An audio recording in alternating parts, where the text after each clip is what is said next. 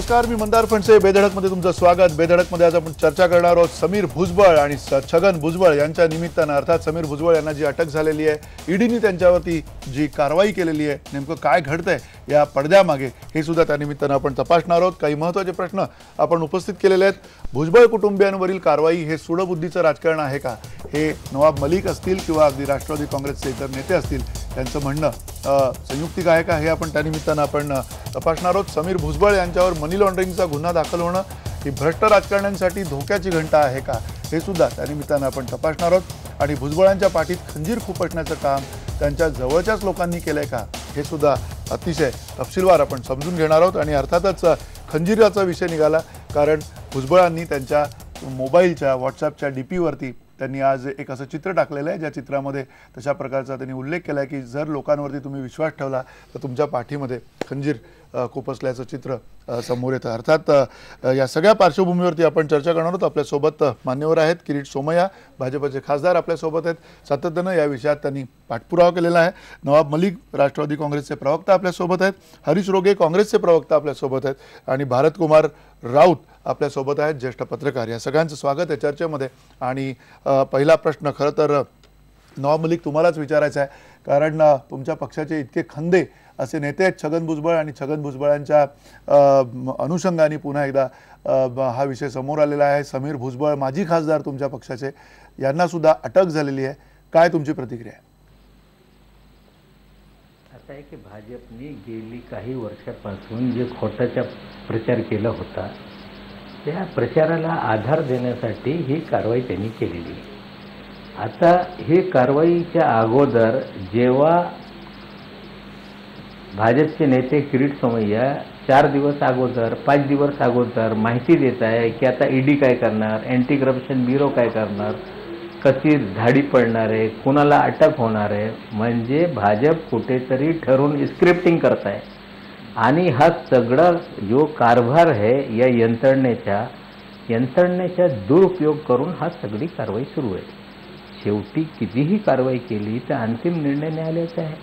आणि न्यायालयामध्ये जेव्हा हा सगळं प्रकरण जाईल, निश्चित रूपाने आमच्या पक्षाच्या लोकांवर हे कुठलेही आरोप सिद्ध होणार नाही, हे संपूर्णपणे आम्हाला खात्री आहे.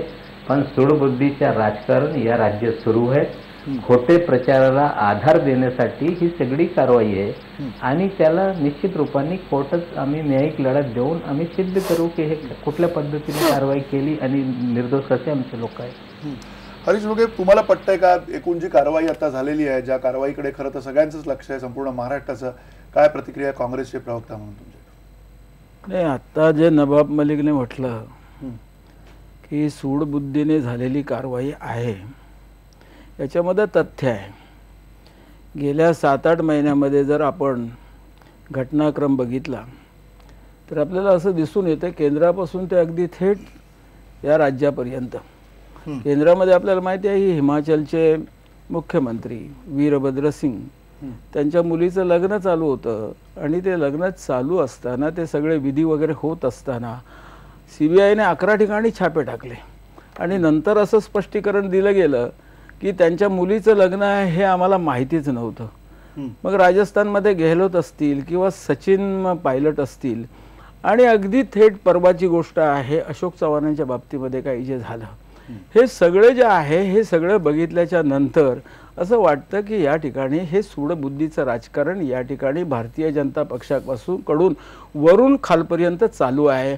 आणि मी आपल्याला एक प्रश्न आपल्याला विचारतो, त्या ठिकाणी एक गोष्ट आहे की ज्या वेळेला एखादा प्रकरण न्यायप्रविष्ट असतं, त्यावेळेला गुन्हेगाराला ज्याप्रमाणे, ज्या वेळेला गुन्हा ज्याच्याबद्दल आपण म्हणतो की हा गुन्हेगार होऊ घातलेला गुन्हेगार आहे किंवा गुन्हेगार आहे, तर त्याने ज्या वेळेला कुठल्या प्रकारचं मतप्रदर्शन करायचं नसतं, त्याचबरोबर इतर मंडळीने सुद्धा कळलं का नाही, त्या ठिकाणी कुठल्या प्रकारचं मतप्रदर्शन करायचं नसतं. या ठिकाणी किरीट सोमय्या हे तपासी यंत्रणांचे किंवा कोर्टाचे प्रवक्ते आहेत, अशा प्रकारेच ते वागताना दिसत आहेत की 3-3 दिवस अगोदर कळलं का नाही, या ठिकाणी ते सांगतायत की अशा प्रकारच्या धाडी पडणार आहेत, अशा प्रकारे या अमुक माणसाला त्या ठिकाणी जेलमध्ये टाकलं जाणार आहे. आणि त्या ठिकाणी आदल्या दिवशी त्यांनी सांगितलं की ठरवावं आता छगन भुजबळ आणखी मग पंकज भुजबळ आणखी समीर भुजबळ याने कुठल्या जेलमध्ये जायचं. मी एवढंच सांगतो, ज्या वेळेला अशा प्रकारची वक्तव्य करून कोर्टावरती किंवा तपासी यंत्रणांच्या वरती दबाव आणण्याचं काम ज्या वेळेला सत्तारूढ पक्षाच्या एका जबाबदार माणसाकडून होतं त्यावेळेला खरं म्हणजे कोर्टाने त्याची दखल घ्यायला पाहिजे असं मला प्रामाणिकपणे वाटतं. किरीट सोमय्या, पुन्हा काही गंभीर आरोप तुमच्यावरती सुद्धा होत आहेत आणि सगळ्यात महत्त्वाचा आरोप हाच आहे की सूडबुद्धीचं राजकारण तुमचा पक्ष करतोय. आणि नुसतं सूडबुद्धीचं नाही तर गेले काही काळ एक दोन उदाहरणं सुद्धा आता हरीश रोगेंनी दिलेली आहेत किंवा नवाब मलिक सुद्धा म्हटलेले आहेत. सगळ्यात महत्त्वाचा प्रश्न हाच आहे की ठोस असे पुरावे आहेत का? जर ठोस पुरावे असतील तर कुठल्या मुद्द्यांच्या आधारावर, कुठल्या मुद्द्यावरती खरं तर समीर भुजबळ यांना ताब्यात घेतलेले? भुजबळ स्वतः काल म्हटलेले आहेत, अतिशय थेट त्यांनी म्हटलेले आहे की जबरदस्तीनं त्यांच्या समीर भुजबळ यांच्याकडून काही सह्या करून घेण्यात आलेल्या आहेत. काय तथ्य आहे त्याच्यामध्ये? मला खरंच दोन्ही गोष्टीवर हसायला येतं. यांना सूडबुद्धी म्हणायची आहे की दृढ बुद्धी म्हणायची आहे? दृढ बुद्धी निश्चित सोमय्यांची आहे. खासदार आता आलो, सत्तेत आता आलो. ही लढाई 2012 मार्च पासून चालू आहे. पुरावे त्यावेळेस दिलेले होते. आता मला सांगा, याला कुठल्या ज्योतिषाची गरज आहे हो? समीर भुजबळ आणि पंकज भुजबळ पार्टनर, त्या दोघींच्या पार्टनर. त्यांच्या कंपनीत चमनकर कडून पैसे आले, त्यांच्या कंपनीतून खोट्या पद्धतीने दुसऱ्या कंपनीच्या द्वारा पैसे ओतले गेले, मनी लॉन्ड्रिंग झालं, तो पैसा विदेशात नेण्यात आला. त्याची उत्तर समीर भुजबळनी बरोबर नाही दिली म्हणून त्याला जेलमध्ये टाकला. तर पंकज भुजबळ उद्या जर उत्तर व्यवस्थित नाही देणार तर तोही जेलमध्ये जाणार. याला ज्योतिषाची काय गरज आहे? कोर्टाने सांगितलं, मुंबई उच्च न्यायालयाचे ऍक्टिंग चीफ जस्टिसनी सांगितलं, जर व्यवस्थित सहकार्य करत नसेल कारवाई करा. आता दुसरी गोष्ट आपण जे काहीतरी सांगितले की छगन भुजबळ अमेरिकेत आहेत. आज सकाळी 7 वाजता स्टेटमेंट देत आहेत. समीर भुजबळची अटक किती वाजता झाली? काल रात्री 11 वाजता की काहीतरी त्यावेळेला स्टेटमेंट आलं. तर छगन भुजबळला हे कळलं की समीर भुजबळ आणि छगन भुजबळचं नाव दिलं आहे. मला आश्चर्यच वाटतंय हो. म्हणजे किरीट सोमय्याची यंत्रणा एफिशियंट आहे की छगन भुजबळ यांना ईडी मध्ये समीर भुजबळने दिलेल्या स्टेटमेंटची कॉपी लगेच अमेरिकेत मिळते. मग छगन भुजबळचा ईडीची चांगला समन्वय असं म्हणायला हरकत नाही. तुम्ही ठीक आहे, तुम्ही म्हणताय की खरं तर त्यांनी स्टेटमेंट कसं इतक्या लवकर दिलं, ज्या स्टेटमेंटमधनं सगळे मुद्दे समोर आले त्याबद्दल पण आपण चर्चा करूया. पण पुन्हा भारतकुमार राऊत, तुम्हाला हा प्रश्न आहे की छगन भुजबळ म्हटल्यावरती महाराष्ट्राचं राजकारण ढवळून काढणारा एक नेता, शिवसेना असेल, राष्ट्रवादी काँग्रेस असेल, एक अतिशय मातब्बर असा नेता, आणि या नेत्याच्या अवतीभोवती हा सगळा धुळा जो उडालेला आहे, नुसता धुळा नाही, सकृतदर्शनी अनेक गोष्टींमध्ये कारवाई झालेली आहे. आतापर्यंत समीर भुजबळांशी संबंधित काही कंपन्यांवरती कारवाई झालेली आहे, काही ठिकाणी ज्या बिल्डिंग कन्स्ट्रक्शन सुरू आहेत तिथे सुद्धा काही ठिकाणी कारवाई झालेली आहे. असं सगळं इतकं लागेबांधे त्याच्यामध्ये स्पष्ट हळूहळू समोर येताना नेमकं तुम्हाला काय पहिली प्रतिक्रिया द्यायची? कारण सूडबुद्धीचं राजकारण हे चालू आहे म्हणून हे सगळं चालू आहे की कुठेतरी काहीतरी घडलंय म्हणून हे सगळं चालू आहे? एक मला 2-3 खुलासे मी आधी करतो. एक आधी आपल्या प्रश्नाचं उत्तर मी पहिल्यांदा देतो की सूडबुद्धीचं राजकारण आहे का. एक लक्षात घे, राजकारण म्हटलं ना की केवळ राजकारण हे कधीच नसतं. त्याला काही जण फेवरेटिझमचं राजकारण म्हणतात, तीच बाजू उलटली की ते सुडाचं राजकारण बनतं.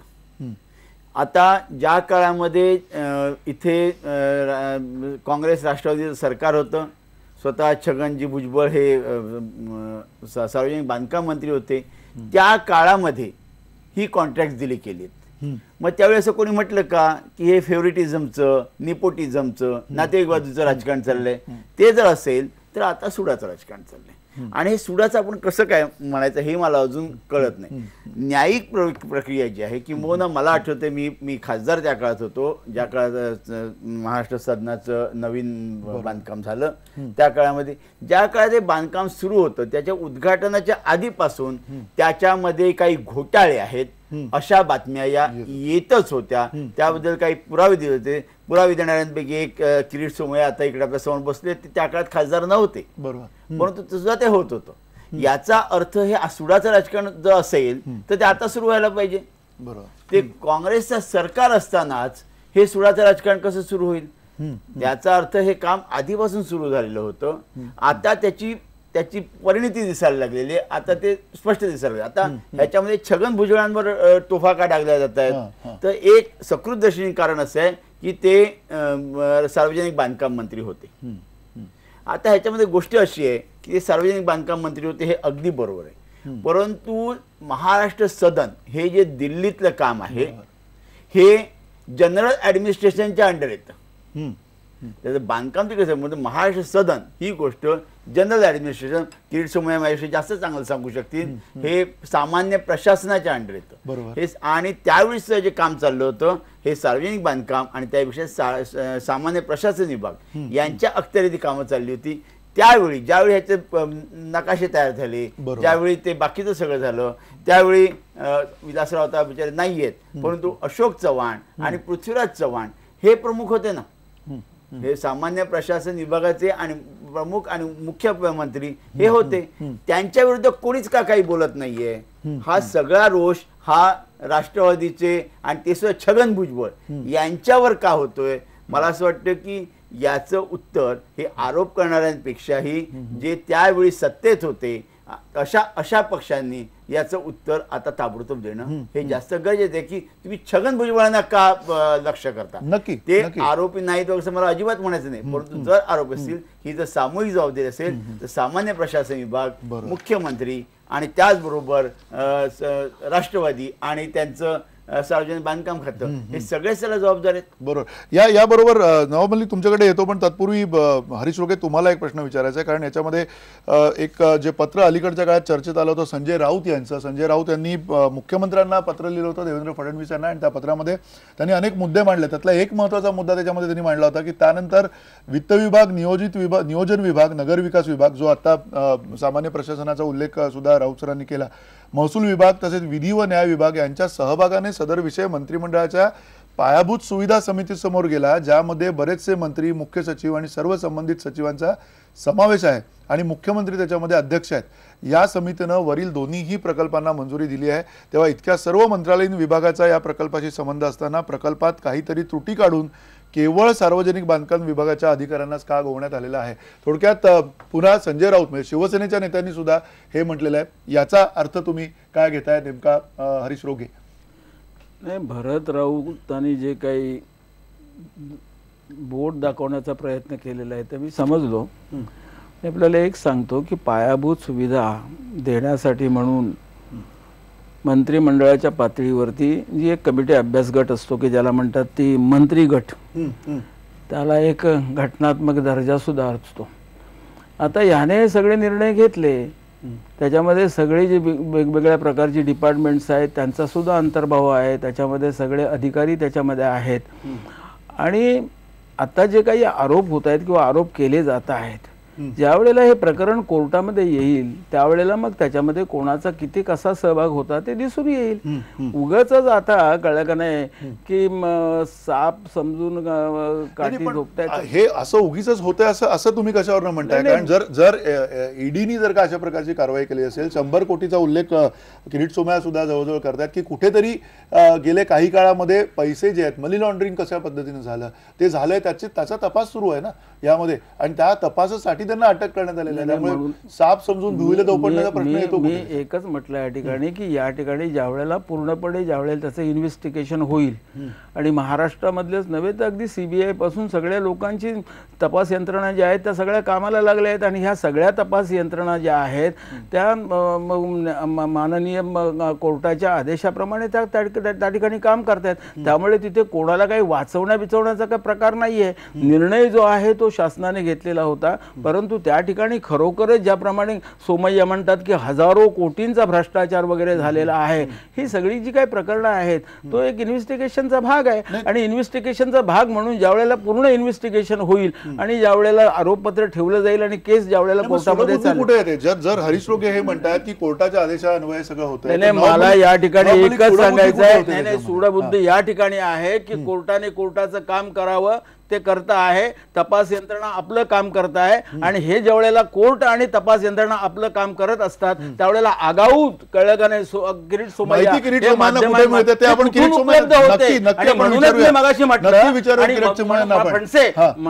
म्हणूनच मी मगाशी म्हटलं की या ठिकाणी किरीट सोमय्या तपास यंत्रणा आणि कोर्टाचे सुद्धा त्या ठिकाणी प्रवक्ते असलेल्या प्रमाणे वागतायत. हे कितीसं बरोबर आहे? आपण हा हे माझा विचारूया, प्रश्न. हा विचारूया. पण नवाब मलिक पुन्हा हाच मुद्दा आहे, सूडबुद्धी दिसते कुठे? जर कोर्टाच्या आदेशाप्रमाणे किंवा अशा पद्धतीनं हे सगळे वेगवेगळ्या यंत्रणा आता अगदी शरद पवार यांची सुद्धा पत्रकार परिषद झाली, त्याच्यात ते म्हटले की आतापर्यंत असं दिसलं नव्हतं की इतक्या वेगवेगळ्या यंत्रणा छापे टाकतात एका वेळेला एका प्रकरणामध्ये.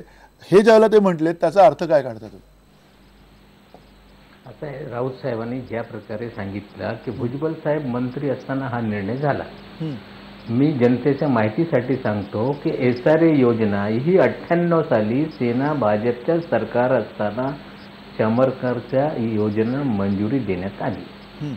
त्यानंतर ट्रान्सपोर्ट मंत्री असताना मुख्यमंत्रीकडे खाता असताना अर्ज त्यांच्याकडे गेला.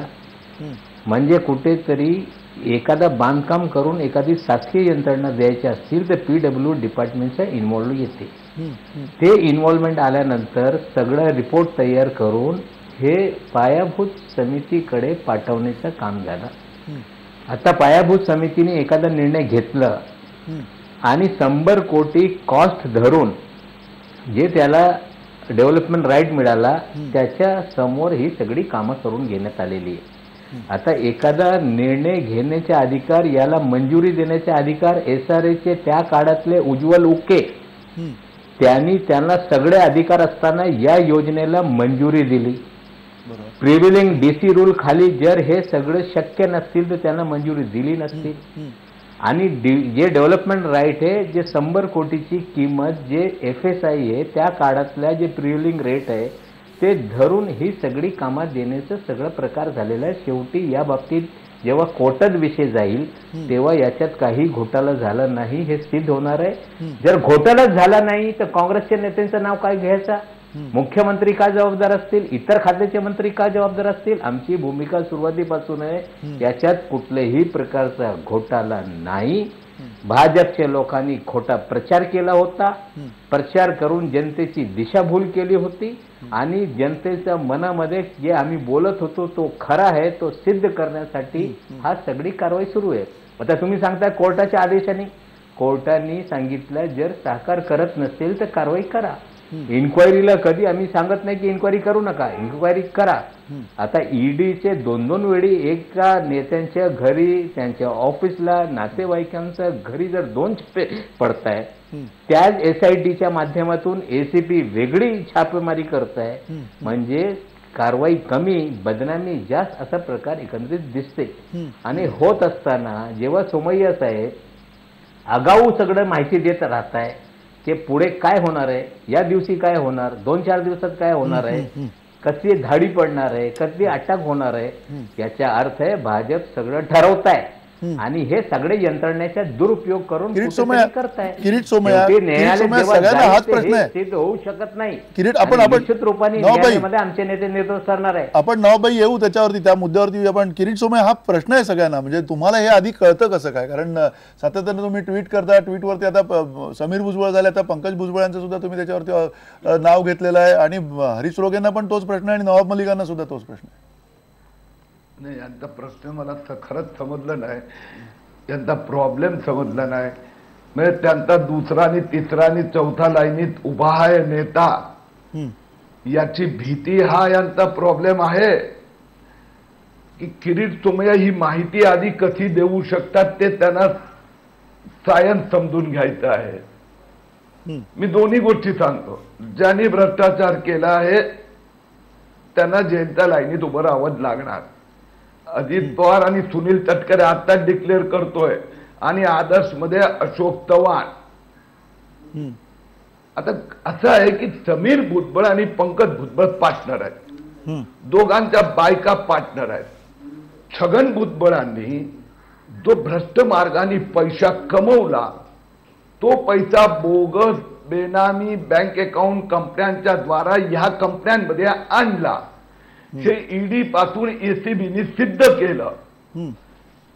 आणि जर समीर भुजबळ सहकार्य करत नाही म्हणून तो जेलमध्ये जातो, तर तोच प्रश्न पंकज भुजबळला विचारला जाणार आहे की हा पैसा कुठून आला, या कंपन्या अस्तित्वात नाही आहेत, त्यांच्या नावाने बँक अकाउंट कसे उघडले गेले, तुम्ही फॉरेन मध्ये हिंदुस्थानात तुमचे कोल बेस पॉवर प्लांट आहे असं सांगून कोळशाचा खाणी विकत घेण्यासाठी या बहाण्यात तो तुम्ही पैशाबाहेर नेला आणि कोळशाची एक पण माइन खाण विकत नाही घेतली, म्हणजे parking the money illegal manner outside the India, तर ते फेरा फेमाचं व्हायोलेशन झालं.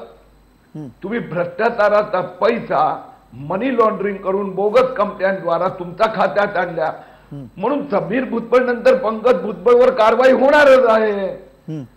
आता हे म्हणणार तुम्ही कसं सांगतात, तर तुम्हाला अडचण तो जाणार आहे जेलमध्ये फी आहे की किरीट सोमय्यांची भीती आहे?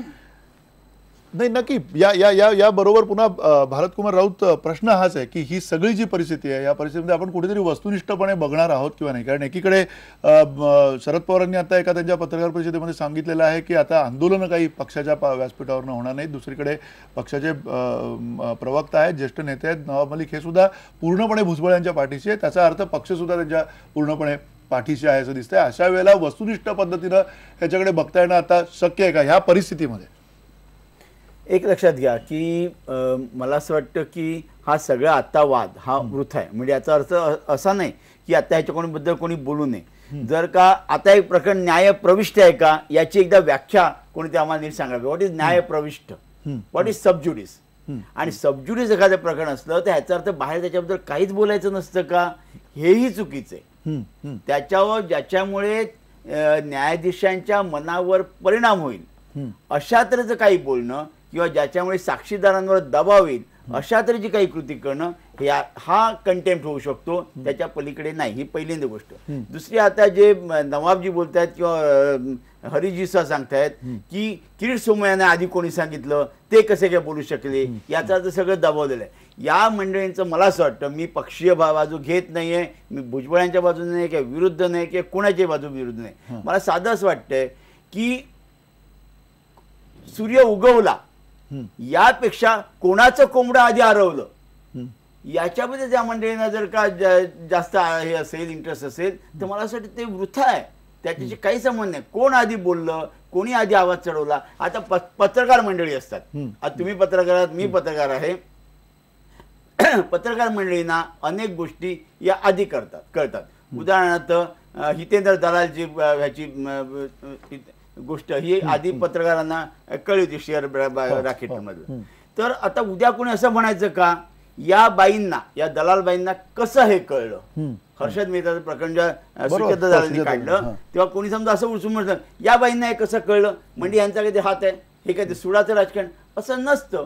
अनेकांना अनेक प्रकारची माहिती आगाऊ उपस्थित होत असते आणि याच्यामध्ये अनेक लोक असतात, त्याच्यामध्ये अनेक लोक असतात आणि त्यांना ह्या गोष्टी या आधी माहिती असतात. उदाहरणार्थ फिरोज गांधींनी जेव्हा टी कृष्णमाचार्यांचं प्रकरण काढलं होतं तेव्हा त्यांनी कोणी विचारलं का ना की हे तुम्हाला कोणी दिलं, त्यांना कळलं. तसं किरीट सोमय्यांना कदाचित कळलं असेल, त्यांनी अंदाज केला असेल. त्याच्याबद्दल जास्त काही बोलण्याचं मला वाटतं कारण नाही. आपण त्या गोष्टीचा कंटेंट बघितला पाहिजे, कोण बोललं कोण नाही बोललं याच्यामध्ये आता या स्थितीला जाण्याचं कारण, आणि सगळ्यांनी चुप्पी ठेवायची कारण तपास चालू आहे यालाही काय अर्थ नक्की. पण नवाब मलिक, तुम्हाला बोलायचं नक्की, पण प्रश्न हाच आहे की या सगळ्या प्रकाराकडे आतापर्यंतचे आता नाही एक सेकंड प्रश्न असा आहे की समीर भुजबळ जर सहकार्य करत नसतील तर त्यांना अटक करावी लागलेली आहे. ही आताची परिस्थिती आहे. सहकार्य करणं म्हणजे नेमकं काय अपेक्षित आणि तुम्ही कसं सहकार्य यापूर्वी करत होता?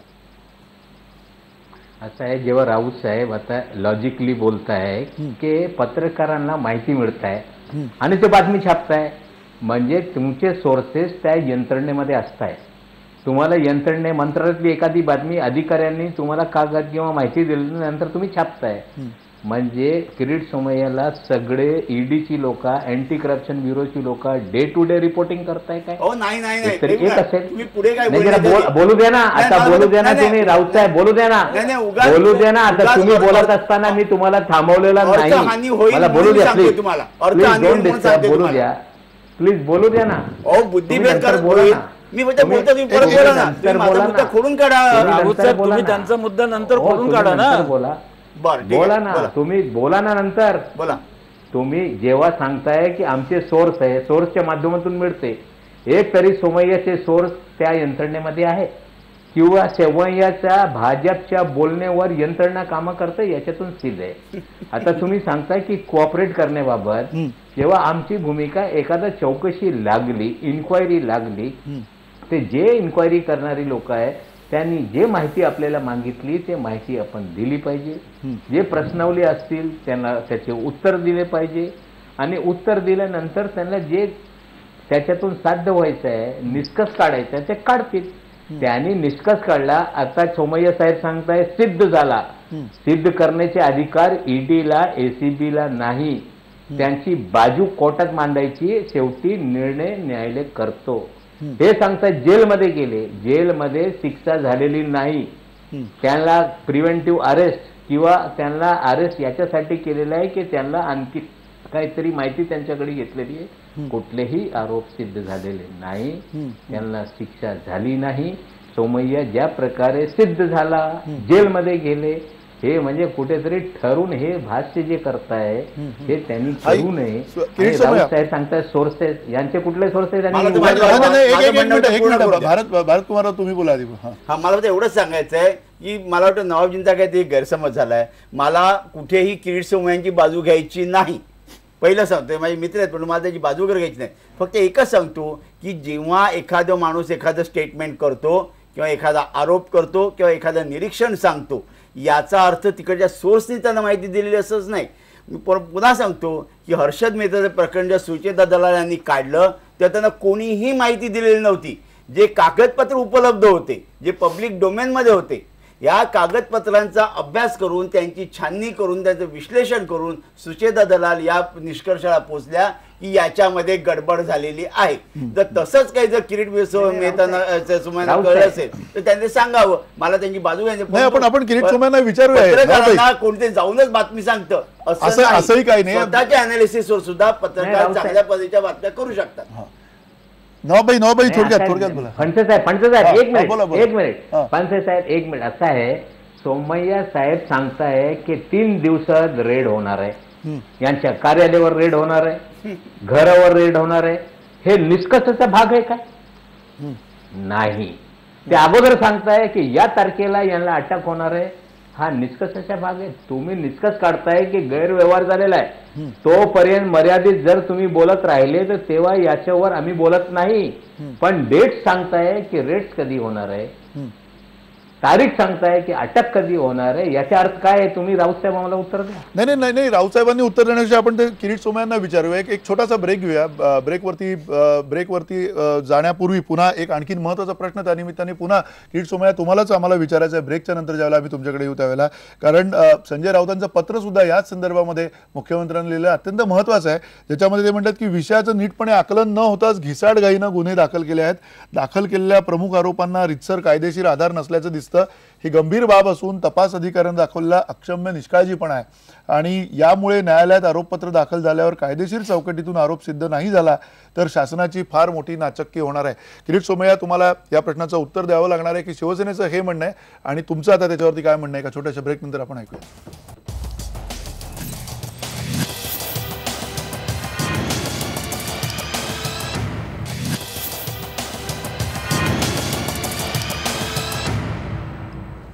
पुन्हा एकदा स्वागत बेधडकमध्ये. अर्थात चर्चा जी आपली सुरू आहे भुजबळ कुटुंबियांच्या संदर्भामध्ये आणि भुजबळांच्या एकूण या आत्ताच्या आरोपांच्या उत्तराच्या संदर्भात पुन्हा किरीट सोमय्या तुम्हाला हाच प्रश्न आहे की एकतर जो शिवसेनेनं प्रश्न उपस्थित केलेला होता, संजय राऊत यांनी मुख्यमंत्र्यांनी लिहिलेल्या पत्रामध्ये त्यांनी स्पष्टपणे म्हटलंय की आरोप जे आहेत ते घिसाडघाईनं तिथे दाखल झालेले आहेत आणि त्यामुळे सरकारची नाचक्की होईल, म्हणजे तुमच्याच सरकारची नाचक्की होईल असं त्यांचं म्हणणं आहे. या म्हणण्यावरती तुमचं काय उत्तर आहे? अशा प्रकारे तुम्हाला असं वाटतंय का की आरोप हे अतिशय घाईघाईनी तिथे दाखल करण्यात आलेले आहेत?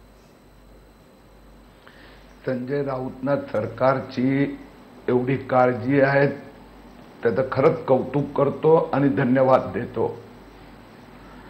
संबंधित ज्या एजन्सीज असेल, सरकार असेल, मंत्रालय असेल, ते याची नोंद घेतच असेल.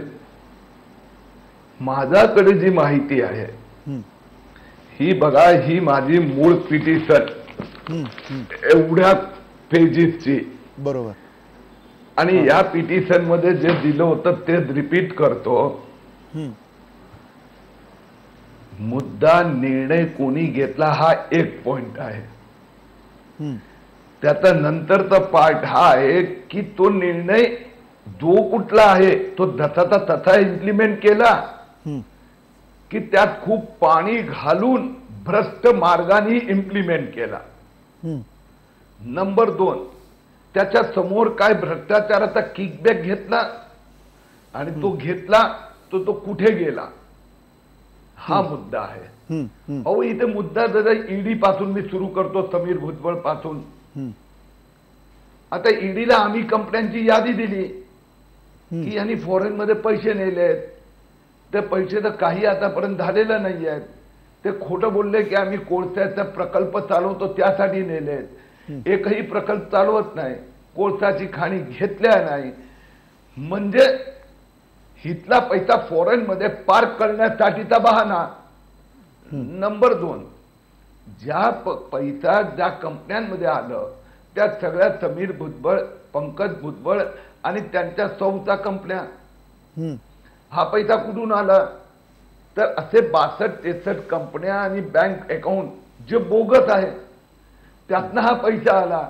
म्हणजे हे मनी लॉन्ड्रिंग झालं. आता समजा त्या आर्मस्ट्रॉंग एनर्जी मध्ये हा पैसा आला आणि इथून फॉरेनला गेला.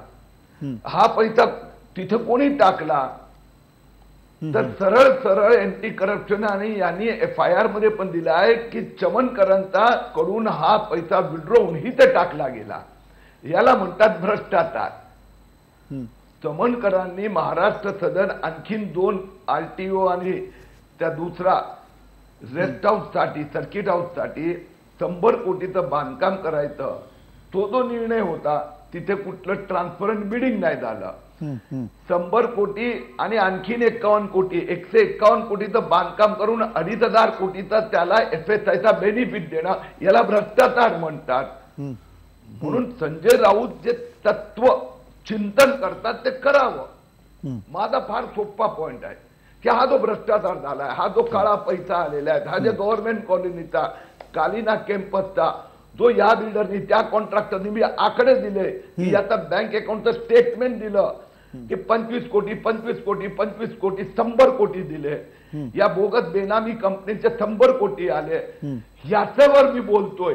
आणि हे सिद्ध झालं. ह्या कंपन्या फर्जी आहेत, त्या कंपनी मंत्रालयाने सर्टिफिकेट दिलं. म्हणून मी म्हणालो की पंकज भुजबळला, समीर भुजबळचा पाठोपाठ जेलमध्ये जावंच लागणार. या सगळ्या भ्रष्टाचारांना जेलमध्ये जावंच लागणार. नक्की. पण त्या बरोबरीने पुन्हा एक प्रश्न आहे, मी नवाबाई तुमच्याकडे येतो, पण तत्पूर्वी किरीट सोमय्या तुम्हाला हाच प्रश्न विचारायचा आहे. जर अशा प्रकारे एक प्रवाद आता केला जातोय की मान्यता जी दिली गेली केवळ भुजबळांना टार्गेट केलं जात आहे, मान्यता ही संपूर्ण समितीने दिलेली होती, मंत्रिमंडळाच्या मध्ये वरिष्ठ त्यावेळेचे काँग्रेसचे असतील, राष्ट्रवादी काँग्रेसचे असतील, या सगळ्यांनी दिली होती. अशा वेळेला भुजबळांवरती कारवाई का केली जाते? महाराष्ट्र सदनचा घोटाळा एक वेगळा आपण बघायचं चित्र आणि त्यानंतर झालेली कारवाई जी आहे आणि त्याच्यातले आलेले पैसे, गेलेले पैसे, किकबॅक्स, हे वेगळं बघायचं की हे सगळं एकत्र बघायचं? मंदार भाऊ, मुद्दा कोणी निर्णय घेतला हा एक आहे. मुद्दा आहे की जो निर्णय इम्प्लिमेंट करण्यात आला, त्यात जो भ्रष्टाचार झाला, त्यात जो किकबॅक दिला गेला, त्यात जे मनी लॉन्ड्रिंग झालं, त्यात जे फेराफेमाचं व्हायोलेशन झालं, हे प्रूफ आहे. हे प्रूफ संजय राऊतनी सांगावं हे खोटे आहे. मी संजय राऊतची जाहीररित्या माफी मागतो. त्याला जर सरकारची काळजी आहे ना तर त्यांनी हे पॉइंट बघावे ना. याचा एक पॉइंट त्यांनी खोटा प्रूव्ह करून दाखवावा. व कोर्टात हे सगळे पॉइंट सिद्ध झाले आहेत. म्हणून समीर भुजबळला आत टाकला. म्हणून कोर्टाने सांगितलं की सोमय्यांनी एवढे प्रूफ दिले आहेत, याचं एकही खोटं नसेल तर why you are not taking action. म्हणून कोणाला जर पॉलिटिक्स खेळायचं तर खेळावं, माझी काय हरकत नाही आहे. पण किरीट सोमय्याचा भ्रष्टाचाराच्या लढाईमध्ये जर कोणी पॉलिटिक्स खेळायचा प्रयत्न केला ना, तुम्ही कुणाचंच ऐकणार नाही. तुम्ही कुणाचंच ऐकणार नाही म्हणताय. नवाबाई त्यांचं तुम्ही ऐकताय की नाही आपण बघूया, कारण नवाबाईंकडे मगासपासून काहीतरी बोलण्यासाठी मुद्दे आहेत. पण नवाबाई हा जो सगळा मुद्दा आहे त्याच्यामध्ये त्यांनी म्हटलं की पुरावे दिलेले आहेत कंपन्यांनी, काही कंपनी जे लवाद आहेत त्यांनी सुद्धा काही त्याच्यावरती त्यांच्याकडे पत्र पाठवलेले आणि त्याच्यातही काही निर्णय दिले गेलेले आहेत. याचा अर्थ कुठेतरी दोषी ही सगळी यंत्रणा जी आहे ती आढळलेली आहे. आणि त्यातूनही समीर भुजबळ यांच्याशी संबंधित असलेल्या ज्या कंपन्या आहेत, दिविशा मला वाटतं ती कंपनी आहे, त्या कंपनीमध्ये सुद्धा काही गैरव्यवहार झाल्याचं आतापर्यंत निष्कर्षाप्रती आलेलं आहे, असं किरीट सोमय्यांचं म्हणणं आहे. तुम्हाला काय म्हणायचं आहे? नाही, असं आहे की हे सगळं तपासाचा भाग आहे. सोमय्या साहेब वारंवार बोलत राहतात की सिद्ध झाला. तुम्ही आरोप लावले. तुम्ही सांगताय की मी बँक अकाउंटच्या उतारे दिले. बँक अकाउंटचे उतारे बँक कोणाला RTI मध्ये पण देत नाही. आता हे उतारे तुम्ही स्वतः घरी तयार केले, कुठून आले? हे मोठा प्रश्नचिन्ह निर्माण होते. तुम्ही बँक खात्याचे उतारे सांगताय, हे उतारे कोणाला मिळत नाही. नक्की किरीट सोमय्या कुठनं आणले तुम्ही? हे पहिला प्रश्न आहे. जरा मंदारजी बोलू द्या. दुसरा, आता सोमय्या साहेब सांगताय की आर्मस्ट्रॉंग कंपनीने फेमाचं उल्लंघन करून पैसे इथून घेऊन गेले. तुम्ही त्याची माहिती अर्धवट देताय. RBIची परवानगी घेऊन त्यांनी हे सगळे कारवाई केली. जर RBIनी परवानगी दिली की तुम्ही पैसे घेऊन तिकडे खाणी खरेदी करा आणि तुम्ही सांगता पैसे पार्क केले, जर पैसे पार्क करायचे असतील तर कोणी परवानगी घेऊन जात आहे? ठीक आहे, तिकडे एखादी खाणची कामं सुरू झाली नसतील, कोळसा आला नसतील, ते कचऱ्याच्या चौकशीचा भाग आहे. पण बँकेचा खाता हे तुम्हाला सगळं मिळालं, याचा अर्थ आहे हे कुठून मिळालं याची तर माहिती जनतेला द्या तुम्ही. किरीट सोमय्या प्लीज बोला. आता नवाब भाई यार, आप हमारे मित्र हैं. भुजबल साहब ने स्टेटमेंट इशू किया कि मैंने जो इंडोनेशिया में कोयले की खदान लेने जा रहा हूं ते इथे आमचा कोळसा प्रकल्प आहे. आणि तुम्हाला इमानदारीत सांगतो, भुजबळांचा कुठलाही कोळसावर आधारित वीज प्रकल्प नाही. म्हणजे याला बनवाबनवी म्हणतात, याला नॉन ट्रान्सफरन्सी म्हणतात. जरा बोलतो मंदारजी. आता मी तुम्हाला दिले ना आकडेवारी, कंपनीचे स्टेटमेंट पण दिले, परत देतो. नाही, कोळसा खाण नाहीये म्हणतात नवाबाई. ते दुसरी गोष्ट, कोळशावर आधारित कुठलाही उद्योग नाही असं म्हणतात. बोलू द्या. हा बोलू द्या. सोमय्या साहेब, ते आर्मस्ट्रॉंगला या घन कचऱ्याच्या माध्यमातून वीज निर्मिती करण्याचा प्रकल्प त्यांनी त्याचे तयार केलेला आहे. आता त्याच्या कन्व्हर्जन करण्याची मुभा आहे की नाही? गडकरी साहेबांनी ज्या प्रकारे पूर्तीची परवानगी घेतली की को जनरेशन बगास पासून वीज निर्मिती करणार, नंतर कोळसेवर त्यांनी कन्व्हर्जन केलं की नाही? जर यांच्या कंपनीने घन कचऱ्यापासून कन्व्हर्जन करण्याच्या एखादी योजना आणली असेल तर गडकरीने केलेला पुण्य आणि भुजबळांनी केलं पाप, असं आहे काय? जरा उत्तर देणार लोकांना. किरीट सोमय्या पुन्हा विस्ताराने उत्तर अपेक्षित. मी परत सांगतो, मलिक साहेब तुम्ही फसत चालले. तो भुजबळांचा जो आर्मस्ट्रॉंग एनर्जी प्रकल्प आहे तो ग्रीन एनर्जीचा प्रकल्प आहे. तिथे जागा एवढी छोटी आहे, ते नागपूर महापालिकेचा वेशीवर आहे. इथे कोळसावर आधारित प्रकल्पाला आयुष्यात 7 जन्मात परमिशन मिळणारच नाही. MOEF एन्व्हायरमेंट परमिशन देऊ शकत नाही. नंबर 2, भुजबळांनी याचं परिवर्तन करण्यासाठी कधीच परमिशन मागितली नाही. नंबर 3, हा प्रकल्प कधी चालला नाही. म्हणून माझं असं म्हणणं आहे, हे तर मी एक उदाहरण दिलं, असे मी अनेक उदाहरण देऊ शकतो. मुद्दा एवढाच आहे की भुजबळांच्या समोर इनफ डॉक्युमेंटरी एव्हिडन्सेस प्रसिद्ध झाले.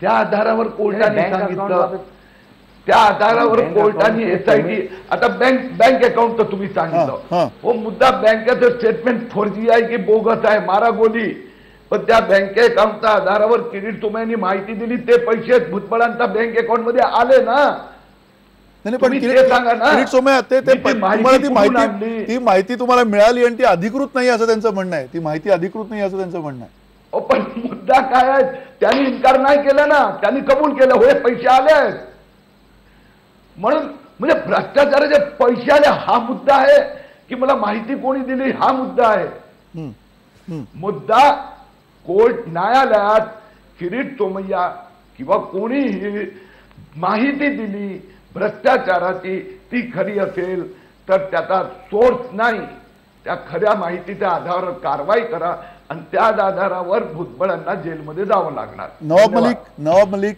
किरीट सोमय्यांनी स्पष्ट म्हटलेलं आहे की त्यांनी असं कबूल केलंय की अशा प्रकारची माहिती आली आहे.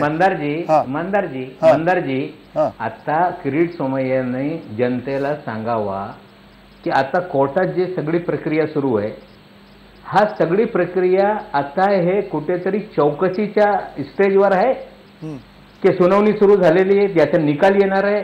इतकाच लोकांना सांगा तुम्ही जे पिटिशन दायर केला त्याच्या अंतर्गत SIT नेमण्यात आली.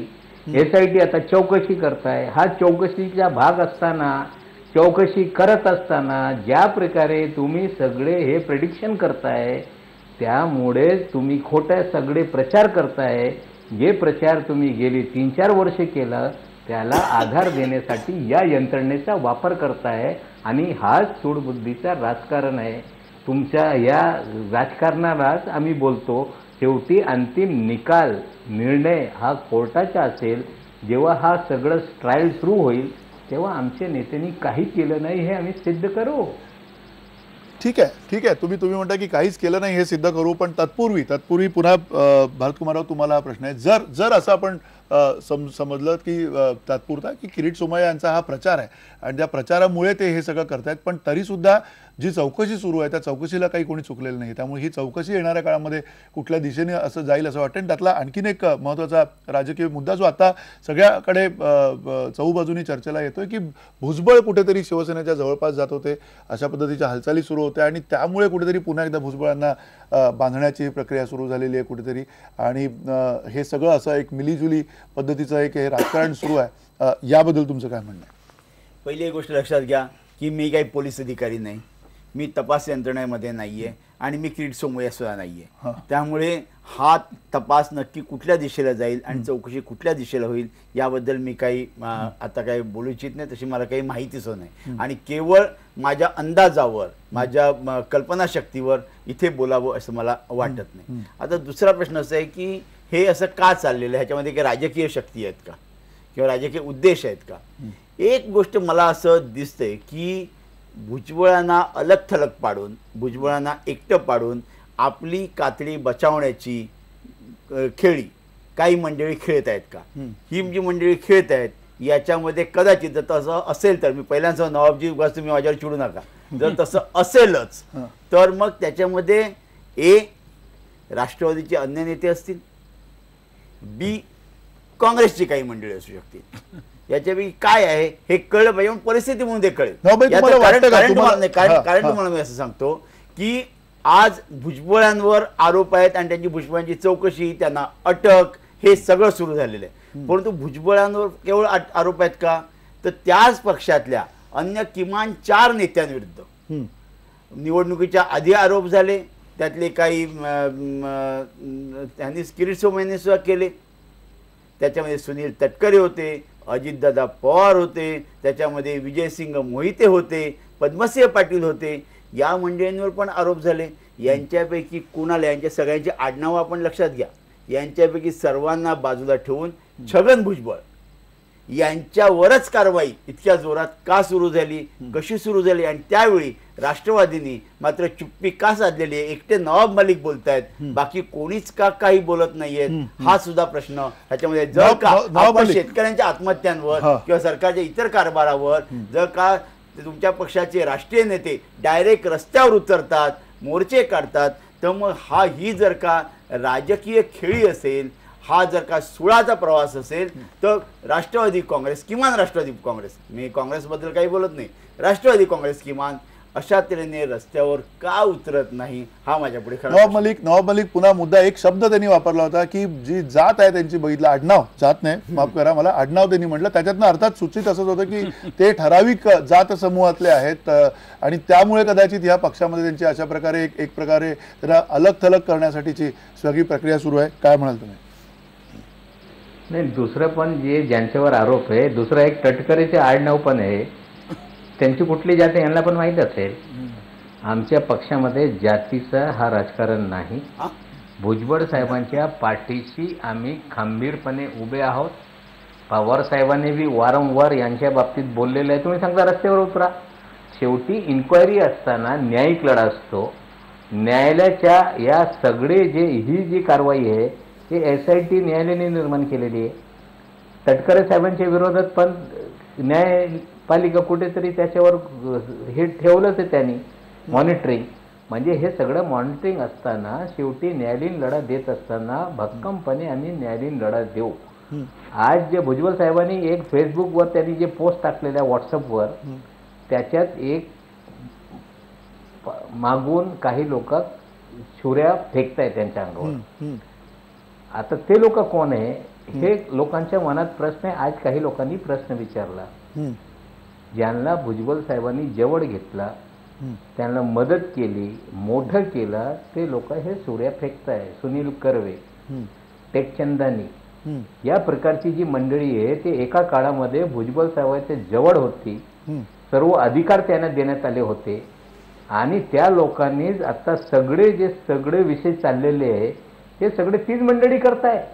आणि खाली भुजबळ साहेबांनी लिहिलेलं आहे की आदमी में कुछ दम है, आदमी ठीक है, इसलिए पीछे से लोग हमला कर रहे, हे पण लिहिलेलं आहे, जरा वाचा ना तुम्ही. आमचा पक्ष भुजबळ साहेबांच्या पाठीशी खंबीरपणे उभं आहे. जवळ असणारी जी मंडळी आहे, सुनील कर्वे सारखी, टेकचंदानी सारखी इतर जी मंडळी आहे, त्या लोकांनी हा कट कारस्थान भुजबळ साहेबांच्या विरोधात, अंजली दामानिया असतील, हे आपले जे आता चर्चेमध्ये नाही सध्या सोमय्या असतील, या लोकांना सगळी माहिती त्यांनी देऊन काहीतरी वेगळा कट कारस्थान करून त्या लोकांना हे सगळं घडून आणलेलं आहे. शेवटी अंतिम निकाल कोर्टाचा असेल आणि कोर्टामध्ये आमचे नेते हे निर्दोष राहणार, संपूर्णपणे आम्हाला खात्री आहे. अंतिम निकाल कोर्टाचा असेल, पण भारतकुमार राऊत जो सातत्यानं प्रश्न येतोय, म्हणजे पुन्हा मी तुम्हाला राजकीय हे सगळं तुम्ही बघितलंय आतापर्यंतचं महाराष्ट्रातलं राजकारण, त्यामुळे हा प्रश्न विचारतोय की इतकी एक महत्त्वाची व्यक्ती, राजकीय व्यक्ती राज्यातली अशा वेळेला अडचणीत येते, चहू बाजूंनी अडचणी येतात. भुजबळ आता अशा प्रकारे पूर्ण कोंडीत सापडलेले आहेत की त्या भुजबळांना ह्या कोंडीतनं बाहेर कोण काढणार असा प्रश्न आहे अशा वेळेला. आणि हे तेलगीच्या वेळेला सुद्धा आपण बघितलं होतं भुजबळांच्या बाबतीमध्ये, आता सुद्धा बघतोय. असं असताना आता येणाऱ्या काळामध्ये कशा प्रकारचं राजकारण बघते, कारण शिवसेने पण कुठेतरी भुजबळांसोबत अतिशय नरमाईची भूमिका घेताना दिसते. अगदी बरोबर आहे. बघा, एक लक्षात घ्या की nothing is unfair in love and war, आणि त्याला मी आणखीन सांगतो, म्हणजे everything is fair in love and war and politics, असं मी त्याला एक आणखीन हे लावीन. त्याप्रमाणे जर का संधी येत असेल आणि जर का शिवसेनेने त्या निमित्ताने जर का भुजबळांशी जवळीक साधून त्यांचा एक जो मोठा मताधार आहे त्यांचा, तो जर का स्वतःकडे खेचण्याचा प्रयत्न केला तर ते योग्य आहे किंवा योग्य आहे ते सोडून द्या, परंतु ते शक्य मात्र नक्कीच आहे. त्यामुळे तसं कदाचित होऊ शकेल. मला फक्त एक नवाब साहेबांमध्ये एकच आठवण करून द्यायची, माझी स्मरणशक्ती कमी असेल, तुम्ही जास्त राजकारणाच्या परिघाच्या आत आहात, परंतु जेव्हा काँग्रेस विरोधी पक्षात होती आणि शरद पवार हे काँग्रेसमध्येच होते, त्यावेळी यशवंतराव चव्हाणांना अटक झाली होती. आपल्याला आठवत असेल, विदर्भामध्ये अटक झाल्यानंतर दुसऱ्या दिवशी शरद पवार आणि या सगळ्या मंडळींनी मोठे मोर्चे काढून या अटकेला विरोध केला होता. त्याला राजकीय सूडबुद्धी म्हटलं होतं आणि सगळी मंडळी ही रस्त्यावर आली होती. असं जर तेव्हा होऊ शकतं, ही मी 78 सालची गोष्ट आहे, तेव्हा तरी गोष्ट होऊ शकते, तर ही आता का होऊ नये. तुमचा तेवढा शीर्ष नेता, यशवंतराव नेता नसेल परंतु एक शीर्ष नेता, त्याच्यावर जर का हल्ला होतो आहे तर मग राष्ट्रवादी ही का काहीच करत नाही मला कळत नाही. म्हणजे ह्याच्यात राजकारण काय, ह्याच्यात पक्षाचं राजकारण आहे की पक्षाचा स्वार्थ आहे की पक्षातल्या काही मंडळींचा स्वार्थ आहे हे मला कळत नाही. आणि आणि केवळ केवळ भुजबळ समर्थक म्हणून जे गणले जातात त्यांनी आज तोडफोड केली, रस्त्यामध्ये उतरून. ती तोडफोड अजिबात समर्थनीय नाहीये. बसेसवरती दगड फेकलेले आहेत, त्याच्यातनं ते काय साधतायत तेही आपल्याला काय कळत नाहीये. पण अशा प्रकारे आंदोलन अपेक्षित नाहीये. तसं असताना सुद्धा तुम्ही त्यांच्या मागे कशा प्रकारे उभे राहतात? कारण पवारांनी सांगितलेलं आहे की अर्थात आंदोलन काही करू नका. नाही, असं आहे मंदारजी हां की हा न्यायिक लढा असताना न्यायालयामध्ये नीट बाजू मांडलं पाहिजे. एखादी इन्क्वायरी किंवा न्यायालयाचे निर्णय हे म्हणजे आंदोलन करून आपल्याला थांबवता येत नाही. जर न्यायिक लढा असेल तर निश्चित रूपाने न्यायालयिक लढा लढत असताना निश्चितपणे आम्ही तिकडे बाजू मांडू आमची. आणि सूडबुद्धीचं राजकारण हे जे आम्ही बोलतो तर निश्चित रूपाने सूडबुद्धीचं राजकारण हे आज ने उद्या सिद्ध होणारच आहे ना. नक्की नक्की. पण हे आता लवकरात लवकर स्पष्ट होईल. कारण किरीट सोमय्यांनी सुद्धा काही याच्या अगोदर संकेत दिलेले आहेत. त्या संकेतांवरती सुद्धा इथल्या मंडळींचा आक्षेप आहेत. आणि सगळ्यात महत्त्वाचा मुद्दा हाच आहे की भ्रष्टाचाराला कोणीही पाठीशी घालता कामा नये. अर्थात भ्रष्टाचार अतिशय गंभीर असा हा विषय आहे आणि या विषयामध्ये कुठेतरी आता तोंड फुटतंय. आणि या विषयाच्या पार्श्वभूमीवर अर्थात समीर भुजबळ यांना झालेल्या अटकेतनं आणि त्यातनं काय माहिती निष्पन्न होते, ईडीला त्याच्यातनं काय पुरावे मिळतात, यावरून पुढे त्यांचं भवितव्य आणि भविष्य ठरणार आहे. तोपर्यंत आपण इथेच थांबूया. धन्यवाद. नमस्कार.